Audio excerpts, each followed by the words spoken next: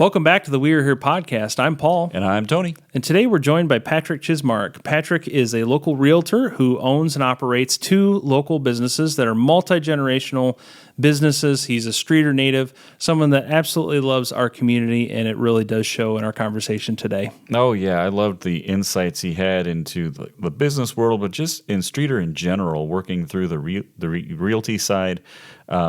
I was very impressed with what he had to say, but I'm going to let you guys listen to that and hear that firsthand. So sit back, relax, and enjoy this podcast.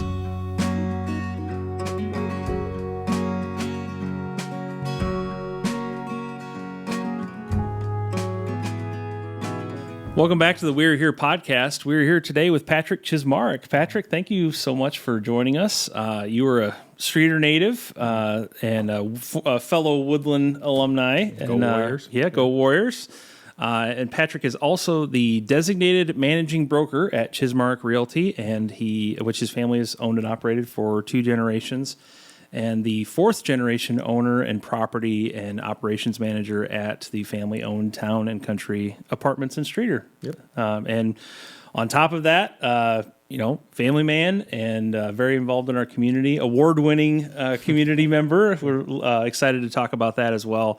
And Patrick follows a legacy of a great family that's had a lot of big impact in our city. So we're happy to have you here with us today, Patrick. Yeah, thanks for having me and for the opportunity to just, talk about Streator, talk about my family's history here and just the future that it holds. Yeah, absolutely. Well, let's talk a little bit about yourself, your story, your family's history in the area. Tell us a little bit about your family and you and kind of how you were brought up here and all that. Yeah, so... like you said, 4th generation in the family business here. So it all started on my mom's side when my great-grandparents came from Leon, Iowa. Great-grandma was always a kind of a businesswoman. Great-grandpa was a Ford mechanic. Wow. Story goes, don't know how true it is, never verified, but story goes they got halfway here, car broke down. Great-grandpa wanted to turn around. Grandma said, well, I'm going without you. So regardless, the reason they were coming here, Columbia Hotel in Streator. Okay. They were coming to rent it, to run it, to manage it, do all that stuff. They saw that opportunity, saw Streator as a place to grow a business, and so came here to do it. Ended up running that. My grandpa involved with that stuff as well. Ended up running that until the DO line system came to Streator, which is the distance early warning system. There's a big out south of town. Yeah, big tower out there. Yep. Yeah. So as it goes, the U.S. Army came in. They were building it, constructing it, and they needed a place to house their soldiers. So they chose the Columbia Hotel. So that left my family with the opportunity or the decision to make to go and have to find somewhere else since they were just renting. So they went and bought the Town and Country Motel, where I don't know many people remember Starved Rock Motor Inn is today, but it was just a wooden horseshoe. And that was when my great-grandma was still involved. My grandpa and his sister were involved. And now they did other things before they left, came back, but eventually came back to run the family business. From there, they tore down the horseshoe and have built over the years what became known as the Town and Country motel and restaurant, bar, everything, kind of banquet hall. I mean, they did all that. And from that point, my mom went off and did her own thing. She lived in Cincinnati, worked for the IRS, worked for Cisco, did things like that, and then came back to Streator in her 30s and came back and got into the family business, and they ran the hotel for up until 2004 is when they ended up selling it. But on the other side, Town and Country Apartments, which is incorporated with that, our first building was actually from, it still stands today, corner of Kent and Vermilion. That was my grandpa got a house there. He decided to rent it out, decided he didn't like single family rentals, tore it down and built the 12 unit that was there today. So through the years, we've developed that. We have the four buildings complex out there by Taco Bell, Town and Country Motel, and then another one over by the city park still. So, so today, I came in the family business after college. and then have been here since 2015. Doing that. So running, town and country apartments and everything like that. Where today we have 66 apartments throughout Streator that we run. So that's just kind of a little history of how got to here. Very good. So let's talk about Streator growing up. It's changed, but let's talk about back then. What do you love about Streator? What was your favorite part about Streator growing up when you were a kid? So in all, Streator's just a supportive community. We have our struggles. We have our any rule small town's going to have. That isn't just to Streator alone. But I will tell you one thing. If you want a proof on how supportive Streator is, look at the United Way thermometer, I call it there. I don't know what the technical term is. They put a city park. But that's been up for, a month? And they're pretty much 100%.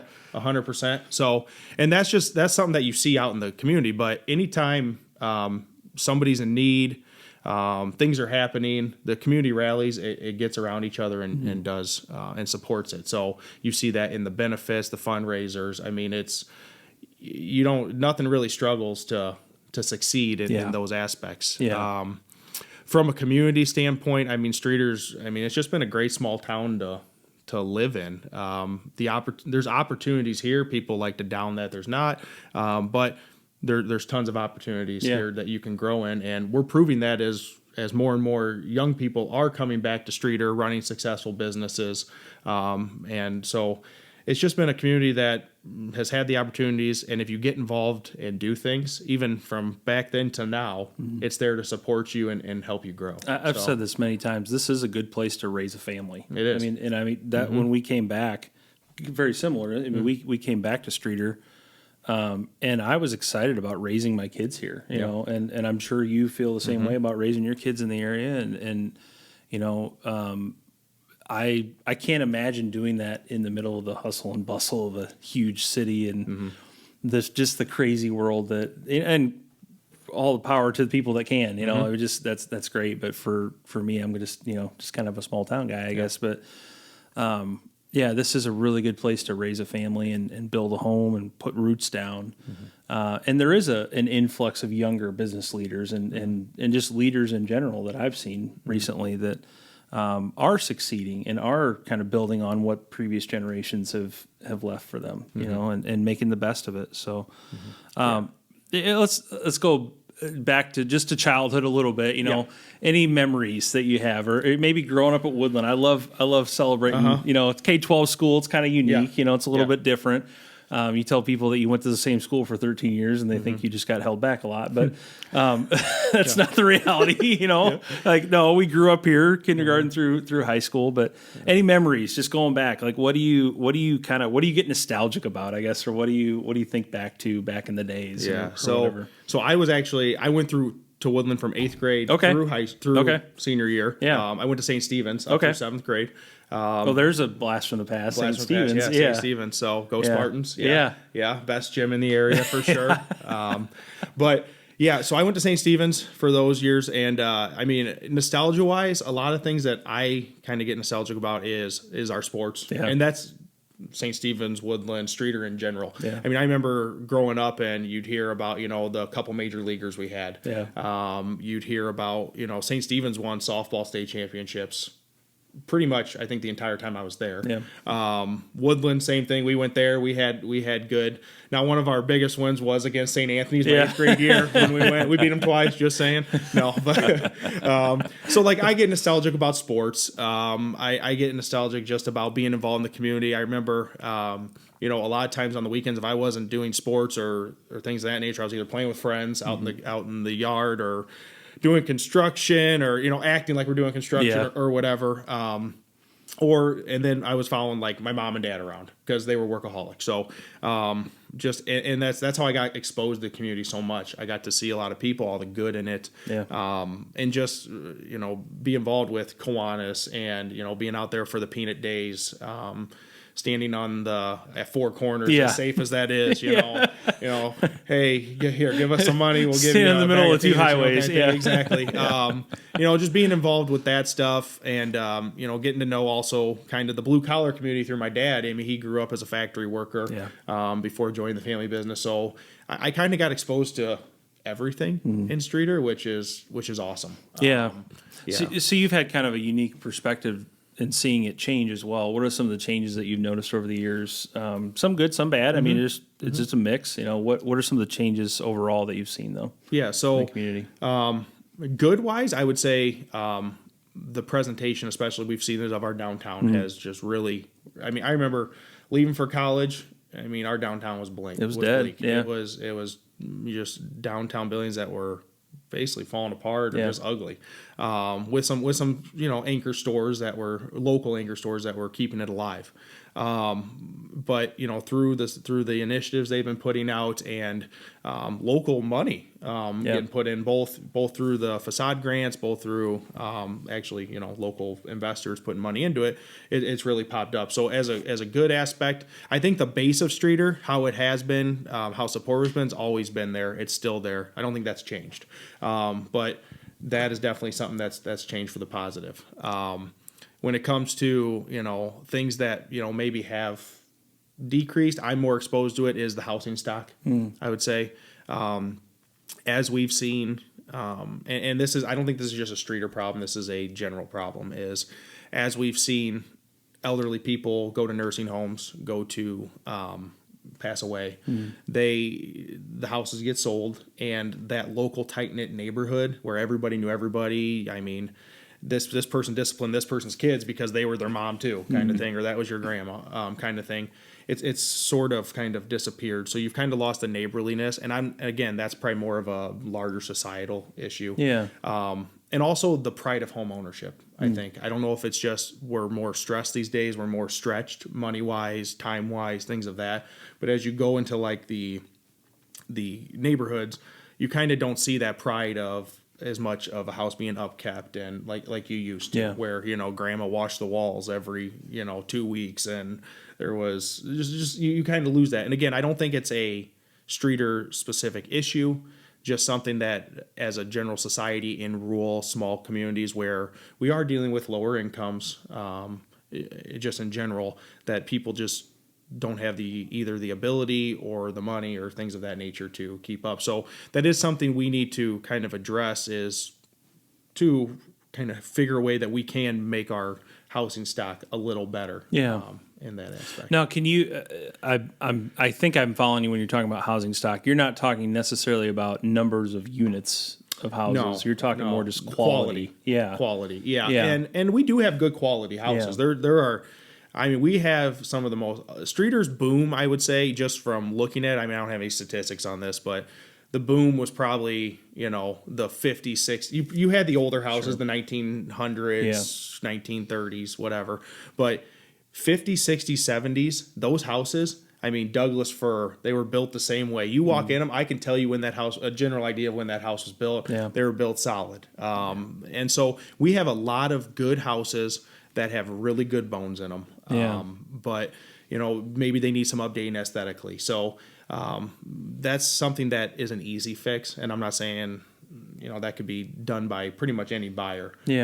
But we do have some other houses that, and that's general. And if you look through any community, the closer you get to the city center, and especially in a small town, the older the housing is because communities grow out. So where's your new construction? On the outskirts. Right. And then you have, so obviously older houses are going to need more addressed to them. So that's what people run into. There's, knob and tube wiring, fuse boxes, older HVACs, no HVAC, other than just, your heat. So that's things that they're houses that the quality is hard to, because you got to update the mechanical so much to do the other stuff too. So, and people, it used to be, when you moved into a house, someone in the house knew how to do that stuff. Like they could just work on it. They go to work during the day, they come home at night, and then they do the work. Nowadays, people don't have those skill sets as much.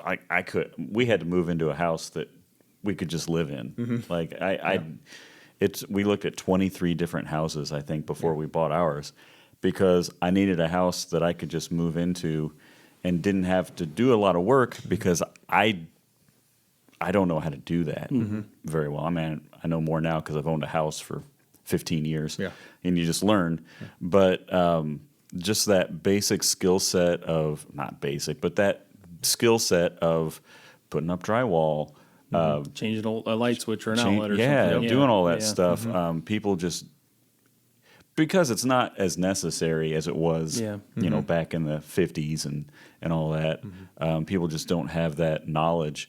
But when you own a house, you learn that stuff pretty quick. Or you pay for it. Yeah. Right, or you pay Yeah, for you it. pay for and it. you have to have Yeah. it, and paying for it's expensive. Yeah. Because even changing a standard, like say we have to change a regular outlet to a GFCI outlet. Yeah. I mean, if we have to hire that out to somebody, you're going to pay, and so be it. They worked hard to become an electrician, to get licensed, to do that stuff. And if the demand's there and the supply's not, Yeah. you know, there's obviously going to be higher costs. So It used to be like $110, $150 to $150 an outlet. That's about. Is it more? Probably more. I think now. it just depends on where you go. Yeah, probably it depends on where you go. Yeah. But yeah, I mean, it's $100 and some dollars. Yeah. There are an outlet things. usually, There are things so- in my house that if something breaks or whatever, I'm like, I think I can probably fix that. Yeah. You know, YouTube. Yeah. It'll be fine. Other things, I'm like, nah, I'm not even gonna try. Yeah. it. Yeah. I want someone that knows what they're doing to fix Yeah. that, and that way, if something goes wrong, I can call them and Yeah. say, hey, Yeah. come and fix this. Yeah, it's a give and take. And get those in your pocket so you are able to Yeah. call those people and they show up. So Yes. Yes. But I think I think you're right on. Buyers want to find something they don't, and more buyers want something they can just move into. Well, we struggle with that here because you can move right into these houses, but you are going to have issues with it. Yeah. And I can get on a big tangent on how it all runs and how financing works and things like that, where buyers are coming in buying houses pretty cash strapped.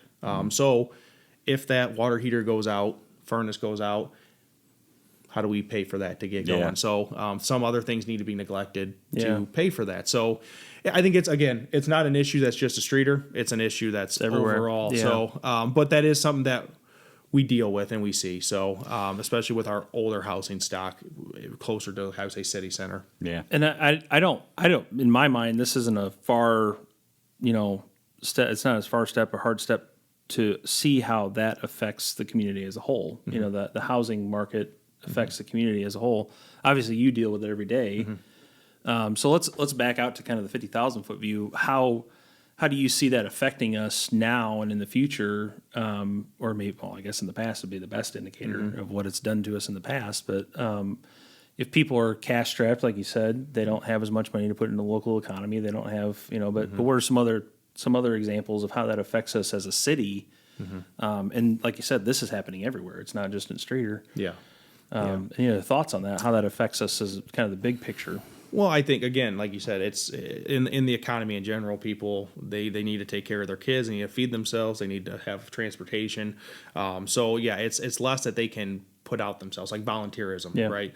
Everybody knows that's down everywhere. Yeah. All the groups see it.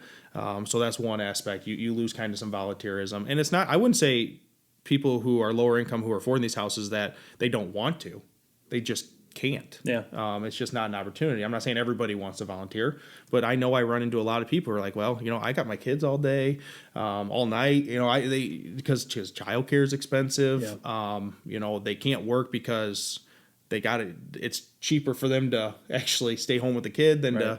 to do childcare or just in general, just people not having the money or the time to go out and do it there because they got to work multiple jobs Yeah. of that. So, obviously Streator's going to attract, and for good and bad, I mean, we're going to attract, those some lower income just because it's a cheaper place to live.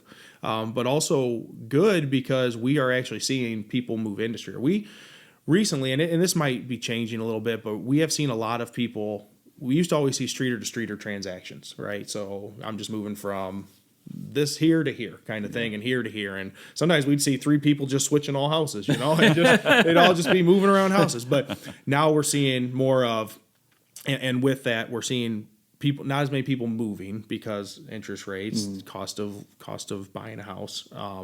But the people who are moving, the elderly who are going to nursing homes, the ones passing away, we're seeing those be kind of bought by I don't want to say out of towners, right? People coming in to come to Streator because of its cost of living. Because even though it's cheap to live here, but we still have the bigger stores that they're used to. But then when they get in here and they get integrated in the community, they realize, oh man, you guys got a lot of cool stuff. Yeah. I mean, I have some cool clients who I still keep touch with, who, I mean, we'll talk every so often in the months. Hey, how you doing? Oh yeah, man, I found about this. Hey, can you give me a referral for this? And I tell them, like, man, those are great people. And hey, I got doing this. And so it's really cool that once they get here, they're willing to kind of set roots down. Yeah. So, and maybe, you know, those people who are coming here are able to, you know, have more time because they're retired, Right. or things of that nature. And we have people coming here just for the houses. Yeah. I sold a house twice in 3 years that both people bought them for the house alone. The one lady who first bought it wanted to live there forever. Well, life changes, you know, things like that. So she had to sell it. Second one came in, bought it because of that house, the style of the house, yeah. how it was. And then another reason we have people coming here is their kids want to live in the bigger cities. They work in, say, you know, Joliet, Chicago, wherever, but those people don't want to live in the bigger cities. They don't want to pay those higher costs. So they're moving here. So we're seeing people move from Oklahoma, Indiana, Colorado, Arizona. I mean, coming here to set roots to be closer to their grandkids, their kids, but have a cheaper cost of living here and be in a nice community at the same time. So Interesting. Yeah. I never thought about that perspective about, you know, moving here to save money, but also be close, you know, Yeah. because I mean, we are fairly close to pretty much all the downstate larger cities too. So, We're, and you that's know, the thing. And I know it's kind of a dirty word to say, but bedroom community. Yeah. I going to Eureka College. Yeah. I went to college in a bedroom community. The town had 5,000 people, you know, in it. And I tell you what, because of its surroundings, middle of Peoria and Bloomington, people could live there. So that may be something that we need to look to capitalize on. Yeah. Is yes, we want industry, but industry is sometimes a lot harder to attract because you need certain high dollar things of that nature than, say, single family residence that we want to bring people into to make this their community to be proud in. So, Yeah. So that can then sustain a local economy. That can sustain a local economy, that are yep. locally owned businesses and things like that. because people who come here, they need accountants, they need attorneys, Yeah. they need banks, Restaurants, they need restaurants, coffee they need all house, that. yeah. So you can sustain it itself, but they're also very close to, you know, where the good and bad. We're close enough to the interstates, but not close enough to get the big industry, right? So We've said that many times. you know, We're just far enough away. Just out yeah, of the, you're what, 11 miles Yeah. to 39, 15 to 80, and like another 15, 20 to 55. Yeah. So you can get anywhere in a short amount of Yeah. time here. You can go north, you can go south, and get to where you need. So that is something, you know, that I think would be a good opportunity to kind of maybe capitalize on or market Streator towards. Is we need industry because obviously we have young people, we have people who need to work, draw people in, but even the people who are coming here to work, right? They're getting in their car, they're heading straight home, Yeah. right? So they're not staying at the local stuff and doing it. So if we can keep that money here, property taxes, you know, increase the property taxes, not increase property taxes, but bring in more, Yes, right? bring in more. We don't want to increase. That's you know, Yeah, let's not do but that. bring in more by, you know, making these houses, people have pride in them.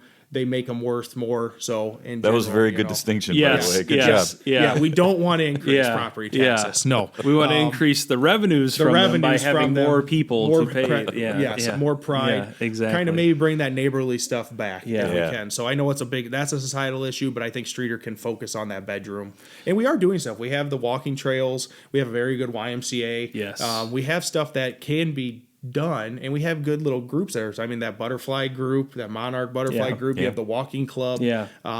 So Community gardens. Exactly. Yeah. There's no shortage. I mean, even the organizations that are more service oriented are community based groups, and they, Exactly. you know, even you mentioned the people in the nursing homes. Our nursing homes are becoming more, I think, community based as well, and you know, so I think including multiple generations and including different ideas, different ideals, and making them all work together. The park comes to mind. It's just become a central location for so many different things, and has, there's always something happening in the park. There's always. Yeah, we drive by and we're like, what's going on at the park? Well, I don't know. Let me check the schedule. There's like 100 people there. What's going on? Yeah. Chamber of Commerce comes to mind. The community connection events that they do.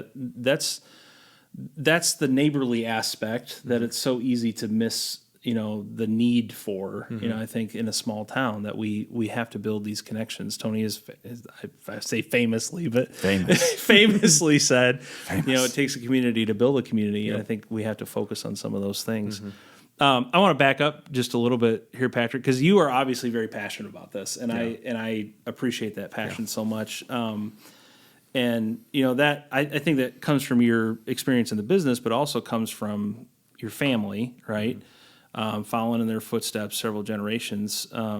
Let's talk a little bit more about you. And I know that it's not something you love to do. We've talked about that before. That it's hard to get all that recognition and things like that. But we do want to celebrate the things that you do in our community as well. And so I'll just say, for example, you were recently awarded the Maxine Wargo Award. Maxine, of course, is someone who passed far too early, many, many years ago from the Streator area, and was very much a community oriented lady and supporter.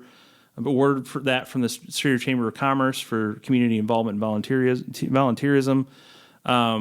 In addition to that, you're involved in the local business world with the Chamber of Commerce. You also serve. Are you still a volunteer firefighter? Or with two fire departments. Yeah, with two different fire departments. Yeah, you were there when we did the at Woodland, the big the mock accident last year. Yeah.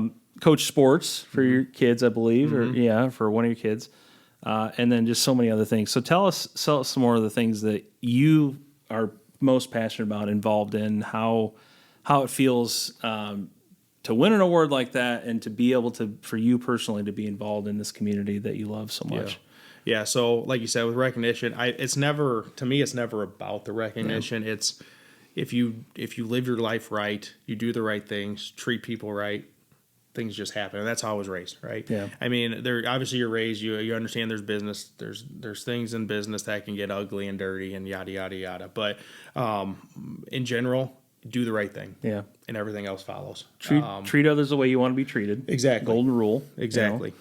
Yeah, So absolutely. we, and that's just kind of how I was raised. Do unto others as you want done unto yourself. Yeah. And just to kind of treat the biggest thing I remember my mom always taught me is you treat the janitor with the same respect you treat the CEO, because they're both human beings. So, and I don't look at anything. And same when I'm looking at my houses, right? When I'm doing if it's a $20,000 house or a $500,000 house, I'm giving it the same effort. I'm giving it the same prestige. I'm trying to get it sold just as much. And it's one of those things. I guess I just don't think about it. I just know that, hey, this community's been so good to me, that I want to make sure that I am giving back to it. Yeah. You treat it, I that's pretty much the best way to put it, I guess. Yeah. I don't know how else to put it. It's just been so good that we just want to make it an earmark that's what we do. Yeah. Is give back. Can you unpack that a little bit more, kind of in each area of your life? So how does that play out in business? How does that play out in, volunteerism? How, let's just take those one by one. So let's talk about the real estate business. How do you lead your team to have that attitude of I'm gonna treat the janitor the same way I'm gonna treat the CEO? How do you lead them? What do you encourage them? Maybe what are some of the things that you've said over and over and over that they that they have ingrained in them, so that they're, because it's your name on the door. You want to represent, them to represent that well. Exactly, and that is one of the biggest stresses. Is a reputation takes years to build, but can be tore down so quick. So it's a constant reminder at our meetings. When we're going through deals, it's a constant reminder of doing the right thing, even if that's not the best thing for us, right? Because it's not about us, it's about our clients. Okay. And I think that gets lost in too many businesses, in any any occupation is they put themselves first, and you can't do that. Legally, you can't do that. At least in our business, you can't do that. We are there to serve our clients and serve them the best way. So, and that's a constant reminder. Again, I have to them through meetings, through individual conversations with them. When an agent first or when somebody who wants to be a realtor first comes in, I set a very clear standard to them, and I tell them I have a zero tolerance policy on this. Even if I get wind of it, obviously I'll give you your chance to explain yourself, but you don't have a good chance if you did something that's not within these, how we want to represent ourselves. And luckily, I have had to deal with that absolutely 0 times. Yeah, nice. So I have a great team. They all are going for the same mission of serving our clients, bettering.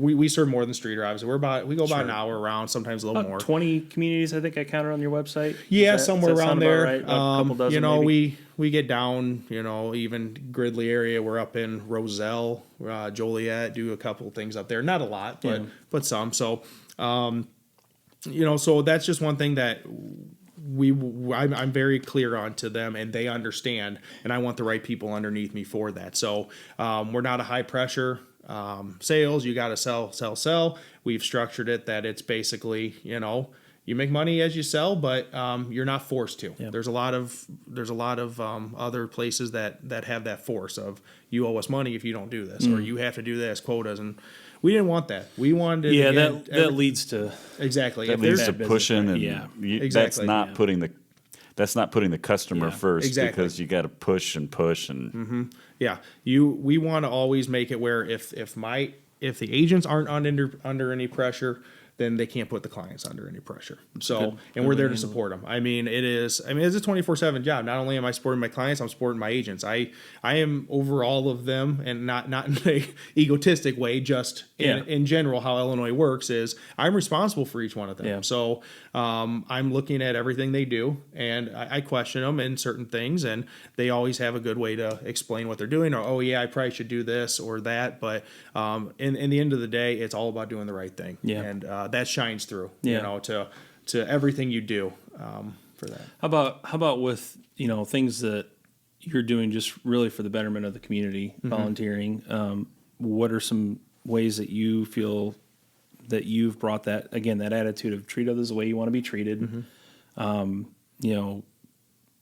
idea of loving. We've said it before, loving where you're at. Planting roots where you're at and growing where you are. How do you bring that into the choice to where you serve, who you serve with, what you feel like. You kind of said earlier, if you're a good person, it just kind of comes, the opportunities come, but is there a choice process that you go through? Like, well, I'm going to put my time or my effort into this rather than this, or, So I have a hard time saying no when I get asked to do things. Amen. And, I do too. Yeah. So even though my wife was like, "Hey, you really need to start thinking about," because we need you home at night sometimes, right? So I've just being involved, doing the right things has led to me to great opportunities, and I think that's can be said for a lot of people. But why I joined the chamber? First off, we started this group called YoPro, which was I would call it the minor leagues of the chamber board kind of thing. Is the chamber was the overall thing, and we were kind of the young people trying to get our roots started, and that kind of developed. And then I got on the chamber board. I got asked to be on there, and I look at that as, hey, I want this business community in Streator to succeed. Yeah. So I'm going to do whatever I can, get involved with that, help out as best I can for that nature. Got the opportunity to be on the CEO board. Got a random phone call. Program. Yes. Yeah. Got a random phone call. I want to say probably last fall. Hey, we're trying to bring this back, and we have a very short amount of time. Yeah. And I tell you what, I would love to label them all here because they have done, as a group, we got that thing going, and it is very successful. I actually just presented to them yesterday morning or Monday morning. And I'm happy to talk about that too. But as much as you want, So please, we had Derek on. Okay, good. 2 or 3 ago. Yeah, a couple months ago.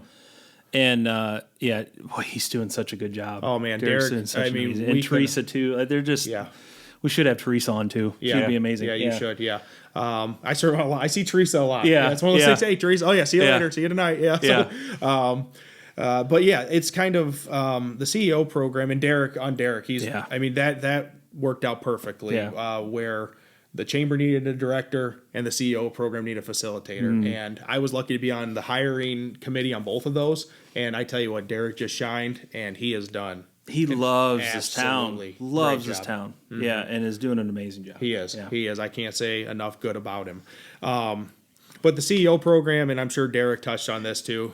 But yeah, it's a program that we're trying to get local Woodland and Streator juniors and seniors involved in to learn about the business community, how to be entrepreneurs, and kind of take them out of the school aspect and put them into the real world to understand how it works. So, so that's a short synopsis. I don't want to go way into it, but it's a great program. And again, the reason I got into that was, one, I like a challenge. Like, if I wasn't being a realtor, it'd probably be some sort of like, I would love to get into like a consulting thing of how to fix messes. I mean, and I'm not saying it was a mess, right? But you just have to bringing something back from how do we do this? From basically you got something thrown at you like in a spaghetti ball to putting it all together. Here are all the pieces. You have to make them work. How do we make this what it once was and make it better? Exactly. So that's a reason why I got involved there, and I just want to see this program continue to grow. Let's see, firefighting, obviously. As a 18-year-old, you get into it because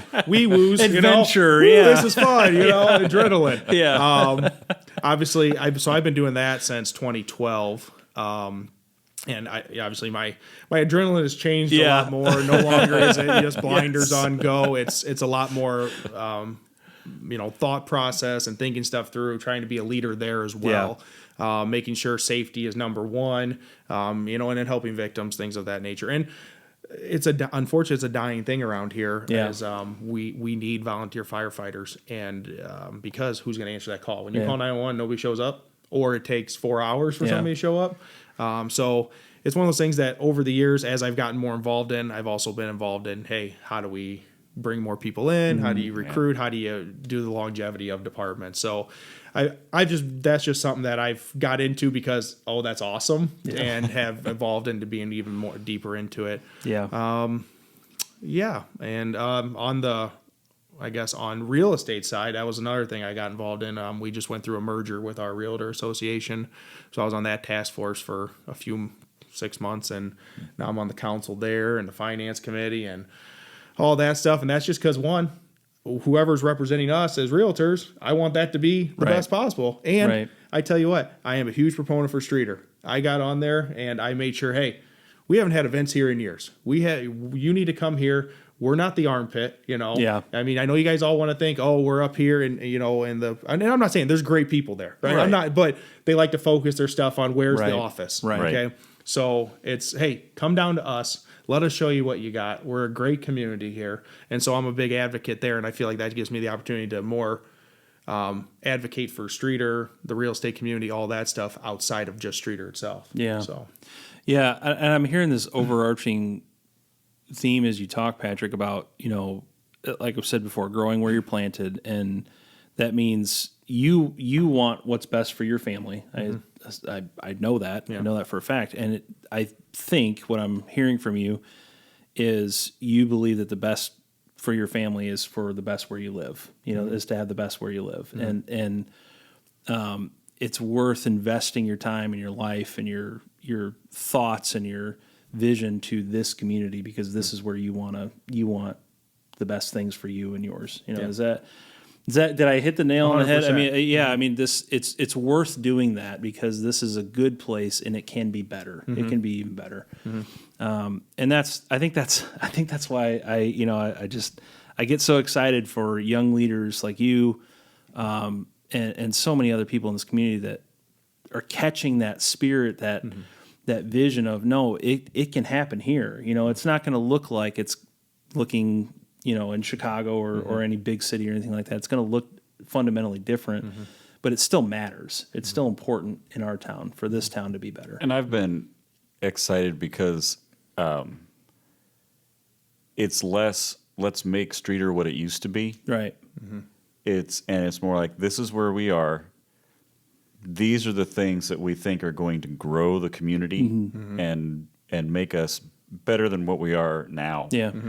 And that's not looking in the past. Yeah. Like It's there's honoring, lessons to learn. Yeah, it's honoring the legacy of our town. Yeah. But it's also moving toward the future. there's new things that can be done, and we're moving that direction. Yeah. And I think that's important. Yeah, and I think, and again, you're exactly right. You have a foundation of a past of, and that's what we are. I mean, Streator Bulldogs, Woodland Warriors. That's the most fitting thing. I mean, because that's what we are in this community. Yeah. I mean, nothing really knocks us down. Right. I mean, we just move forward. Yeah. So. Yeah, maybe how we accomplish growing our community and our community aspect is going to be a little different than it was in the past. But our roots are still that blue collar tough. We get stuff done. We support each other community. So, but yeah, how we move forward in the future with that as our foundation, I think is how it gets done. Yeah, I think we have to be solid in that identity of who we are, and use that as leverage to become what we need to be in the future. I think that's really what it comes down to. And 100%. I feel like the vast majority of our guests have said very similar things and have kind of caught that vision. And what we want is we want to spread that. Yeah. We want more people to hear that and understand it. We're not just saying buy into something you don't understand, but that is what's going to move us forward, and we want more and more people to do that. Let's talk about your mom a little bit, Becky. Becky, I had the pleasure of knowing your mom when I was in Key Club. Yeah, She awesome. was one of our can't think of the word, sponsors or advisors. Yeah, I think is what the word was. Very much a beacon of light and love and hope in our community. And I know your family misses her very dearly. I know you miss her very dearly, and so does our community. There's an award in her honor as well, and I want to talk a little bit about that and what that's about and what that means to you and your family. So would you mind sharing a little bit about your mom and just a little bit more and what that award means to you and in our community? Yeah. So spot on. I mean, she was the type of person who, when she was talking to you, you were the only thing that mattered. Yeah. You felt that from her. She would do anything, drop anything to help anybody.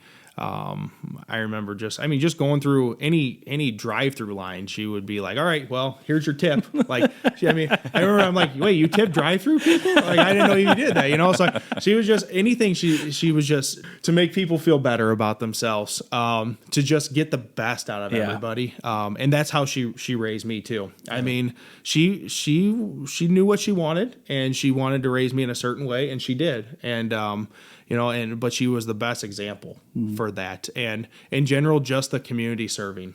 She's the first woman ever to join Kiwanis. So she broke that barrier. Then she was in Kiwanis up until when she passed, and then through that, she was also part of multiple different organizations, the Streator Leading Ladies. There was there's an investment street. There's like a Streator investment club she was part of, a bunch of organizational boards, things of that, realtor boards. But what she wanted again was to give the best, and do what's right. Yeah. So, she let that, and just by her being her, did that. She didn't have to put in any face. Yeah. I mean, it was literally her in private, her out in the public was completely the same. She was the same lady. person. Yeah. There was no, and again, and that's kind of how I try to be too. Yeah. I am just, I am who I am. Yeah. And this is what I want to do. Yeah. So, and so it's just, she was just a great lady who really loved Streator, and was all about the youth, involved in. She was the advisor in Key Club. At St. Stephen's, it was a builder club and kids club or K Kids. She started that program at St. Stephen's, and then at Woodland, the advisor for years and years. I remember going with her to those when I was little. Yeah. So she was all about the youth too, knowing that, hey, that's our future. Yeah. That is how Streator becomes better. Even if they didn't come back to Streator, she wanted them to be good individuals. And you see that. I mean, I have people come back to me all the time who, man, your mom was such an inspiration on me. She gave me the confidence to do this or that. So, she was just a great individual. Yeah. What an amazing legacy. Yeah. Like that's important. Yeah, and that's what's awesome, and that's what I want to do too. Is I want to make sure her legacy continues. People know what she did, but I know it's carried on in so many people, not just myself. I mean, just the short time she had with my oldest daughter. She still talks about her, remembers her, remembers the love she had, and how many 4-year-olds who, I mean, she was 2, so are able to remember that, and she just protruded that love and that care onto people. Yeah, she was so driven, but in the most selfless way. I mean, just driven for community and for like you said, youth and people, and just loved people well. Yeah. And I definitely, I don't know how, I'm sure you hear this a lot, but you are doing a wonderful job of carrying on her legacy. Well, thank you. You really are. And I see that so much of her in you and in your family as well. So, and I can talk about the award here. Too. Tell us a little bit about the award too, please. So the award, the Becky Chismarick Award, I would say it's similar to the Maxine Wargo, who my mom was actually friends with Maxine Wargo. So it's a somebody who exemplifies what my mom was. Just loves the community, selfless, gives everything they can. So so far it's gone for 2 years now. Teresa Solon was the first winner, Joe Richards the second. So I think you can see from those people who that award is geared towards. So great people who have made a huge impact on our community. But I was lucky enough for the chamber, or we were lucky enough for the chamber to basically create that award and honor my mom through that. So it's been great. And the Streator Leading Ladies, they now have 2 scholarships, one at Woodland, one at Streator, for that they give out annually in my mom's name as well. So we're very appreciative of that. Yeah, very good. What an honor and well deserved honor. I having you on, I definitely wanted to bring that up and just share that life that she lived so well. So I love talking about her. Yeah. So Well, it makes me happy to talk about her. I know it makes you realize too, but it does make you happy to be able to just talk and think about all the great things she did. So thank you so much for sharing about her and sharing that with us as well, and for carrying on her legacy. Let's look forward now. What do you hope to see in the future? What do you think Streator could look like, should look like? Are there any future projects, developments, things that you're excited about? You mentioned the CEO program, but anything else or anything else with that? Let's talk about that first, and then let's talk about what are some of the barriers that we need to overcome to those potential growth points in our city. Yeah. Again, I think it goes back to Streator shaping itself as a hub of living. Maybe not so much, and where there's plenty of jobs, because with that, again, we'll follow your smaller businesses with strong roots. So by making this a great place to live, where they can come here, find good housing, find great community events, I think that's one thing. And then that follows with, again, it goes down to not only your professional services, hair salons, bakeries, furniture stores, all that stuff. If we can all these people are here and they want to keep stuff local, then that can grow foundations and really make you a strong, self-sufficient community. And that's kind of, that would be what I would think would be a great kind of those in your head. You think those ideal, like you see them in the movies, the southern towns, like it's the southern belle towns that are just but in reality, obviously there's always going to be barriers to jump through and stuff. This probably isn't a good example, but the Truman Show comes to mind. That's probably not a good example, but I mean that look or that feel, when before it all came apart. Right. And so I mean, and yes, with industry in, because people do need a place to live, but or work. But we do have good industry right now. Vector, Alloy Specialties is doing great things. Sturtle ALM. I know I'm missing a lot, but Truck Body, so many different places. So there are those good communities, but also you get the other places going. They need to hire people. Boutiques and furniture stores, financial advisors, all that. Also, your schools, right? That gets you more populations into your schools. So it's kind of that thing where it's a balance of, hey, come live in Streator. You're pretty much 45 minutes from anywhere, or you go 20 minutes and you get on a train and you're into Chicago or wherever, So we have that ability to market ourselves as just I probably should know this, a small town on the prairie, or the little, I can't remember what the old surprise, saying was, surprise on the prairie, or some of that nature. But like just that, hey, look at this great little town that you can come live in and be known in. You can be here 3 months and multiple people are going to know your name. You're going to be so many opportunities that you can do and set roots down in. So I just think that's how I can envision the future. And then also if we can bring in some industrial on the side, because if they see, oh, hey, there's a workforce here, maybe they're more willing to do that as well. So what are the roadblocks to that? Do you think what keeps us from accomplishing that today? So societal, just overall societal issues, finances, things that are at a pretty high level that any small town is going to deal with. I would love for us to have the interstates and the, river and be the seat of the county and all that, but you're not a reality. You're not. So just trying to figure out how to shape that, how to market that out to more people, and just I think we're on the right track. But I would be happy to kind of look at maybe there's different. And again, I don't know all the grants out there, and the city would probably be better helping with that too. And I'd be happy to work with them on getting grants for certain rehabilitations and things of that nature. Not to get people rich, not to get investor rich for that, but maybe just flourish. To do something where, hey, we'll help out, or this grant will help out. I know there is that rehabilitation grant, and I don't have all the details on it, but that does help certain. I think it has to be owner occupied though, which is fine. That's great. But just to kind of increase our housing stock through those ways, because we all know it can't be just generated through tax dollars. Because we do not want property taxes to go up. Yes, let's stress that again.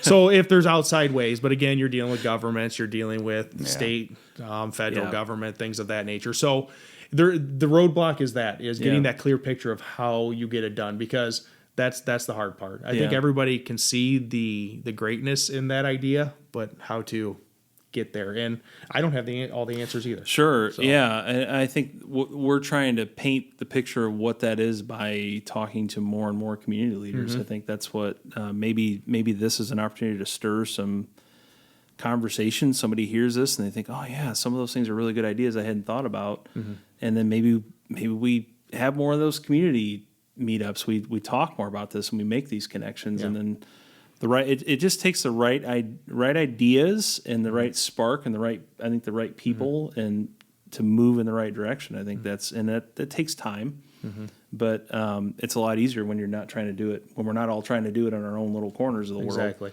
And a big thing too is not just talking, but doing. And that's one thing I think why we've seen so much success in some certain things that we've been trying to revitalize and get going, was because we've gotten people who aren't just saying, well, I want to see this, or I want to do this, or it's literally, we get in, we talk, we don't all agree on stuff. You talk about your differences, you come up with, okay, but we all buy in. And then we say, let's do it. Then we do it. Absolutely. One thing for sure, since we've started this podcast, there's no shortage of leaders in this town. No. This is our 27th podcast, and every single one of those, I think maybe one of them was you. The very first one was just you and me, I think. When we introduced it, I think. Other than that, we've had a guest that is a leader in this town. Not a leader. All of them haven't been leaders because they've pushed that or tried to gain more power. It's because they just want to see the town thrive, and they want to see people thrive. And so that's, to date, 27 people that all are looking the same direction. So I think that's incredible. You can't tell me this town has no future, because it's just not true. We've got too many people that are working for this town. Exactly. And one of the things, I go back to what you said earlier, one of the things that holds all those leaders in common is it's bigger than themselves. It's not, I can't think of any of them. It's like, wow, that person's really selfish, or that person's really focused on themselves. Not a single time. And it just becomes this idea of growing where you're planted. And I want this town to be better because that's what's best for my people, my family, because this was best for everyone. What's best for everyone is what's best for me. Yeah. You know, I mean, it makes my just seeing the events and being able to take my kids to the event, you know, the downtown trick or treating and the trunk or treats that are put on. I mean, and that's a recent example, but it makes me happy to be able to go downtown and see all these people here, see it alive. Yeah, see it alive and see just in the Streator Public Library for what they put on. I mean, at that downtown trick or treat, and they're a huge. I mean, they have just done great things in the recent years, and so I mean, there's just everybody's kind of just seeing that aspect, and then also, I want to see my kids go out and be able to just enjoy the community and see how much is here for them to actually do. Yeah, absolutely. I think that's a good place to wrap things up, and you know, thank you so much, Patrick, for being a part of our conversation today, and for what you do in our community, and for the you know, the vision in which you do it from, and just so glad to know you and your family and see you guys succeeding in lifting our community up. So just want to give you an opportunity at the end here to point our audience to connect with you and what you're doing, anything you want, Chismarick Realty, Town and Country, you know, any of those things you want to let them know where to find you, and make you Marketing. a little bit more busy. You know? Which is fine. I like busy. I do not like being bored. So, so running two businesses here, Town and Country Apartments. So we focus on pretty much quality, worry-free living is what we say. So take care of our tenants, provide good quality housing to them. So that's rentals, apartment rentals. And then Chismarick Realty, full-service real estate brokerage. So located in Streator, only one located in Streator. We currently have 9 agents under that umbrella. And we service pretty much everything: buying, selling, leasing. We help investors buy properties, first-time home buyers. We set you up with lenders and attorneys, and we help coordinate inspections and contractors. And basically, we do everything we can with that. Sell land, basically anything you can think with real estate. Yeah. We either do or we have connections to the people who do. So happy to help anybody with any of their real estate needs. Very good. Website, chismarickrealty.com. You can see a lot of stuff there. And then for Town and Country Apartments, rentwithtownandcountry.com. Okay. And we'll put links to those in the description for this as well. So, Patrick, thank you so much. Thank you for having me. This has been a pleasure. And awesome I really enjoyed our conversation. Thank you so much. And thank you for watching. And we will see you next time on the We're Here podcast.